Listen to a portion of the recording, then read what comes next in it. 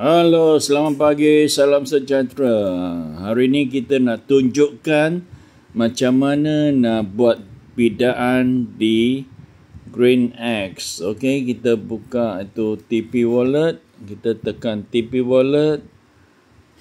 Lepas tu login TP Wallet, connect you punya wallet, connect. Lepas tu you tekan asset. Bila tengok aset sini, dia ada tunjuk 477.44 kan. Jadi kita kena tolak ke atas, kita nak tengok berapa sebenarnya jumlah yang ada tau. Jadi di sini tunjukkan 453. 453 maksud dia nanti ya kalau you nak bid, you boleh cari bidaan yang ada 440.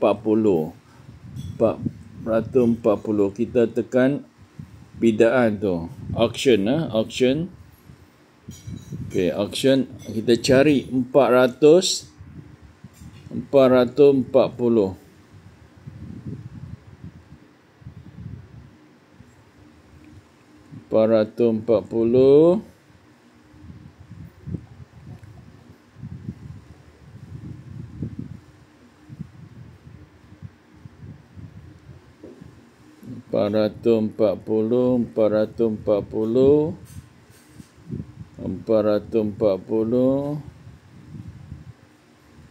340 tak ada. Okey, tak ada. Semua besarnya 440.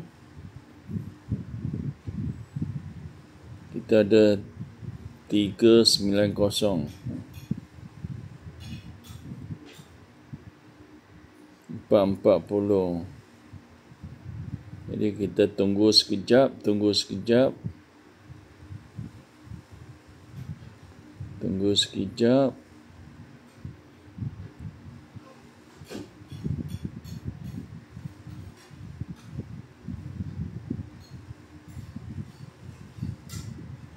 Kita tunggu sebentar, tengok ada orang bid lagi tak.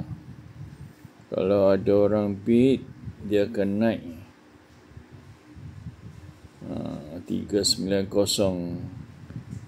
Kalau kita mau bid pun boleh juga, cuma itulah dia ada lebihan.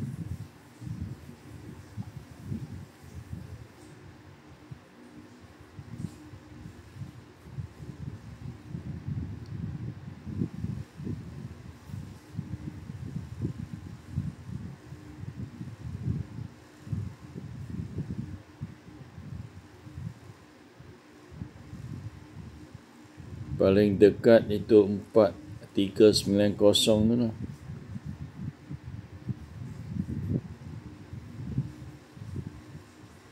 Okey, kita dah tunggu sekejap tadi dan kita tengok balik ya. Kita tengok balik berapa ada lagi sekarang. Berapa dia punya jumlah. Okey, kita tengok. Okey, ada 420. Okey, 420 kita tekan. Lepas tu tekan ini manual bid. Lepas tu tekan bid now. Masukkan kita punya password. Kita masukkan pin yang kita set hari tu, security pin yang 6 angka tu. Lepas tu kita tekan bid.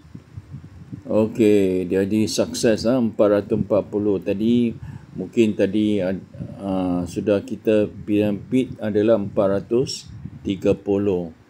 Jadi kita tak mau tunggu lagi. Jadi kita tengok dia adalah 430 saja. Jadi kita tekan asset. Dia ada tinggal lagi 47. Tapi di sini cuma tinggal 23 lah. 23.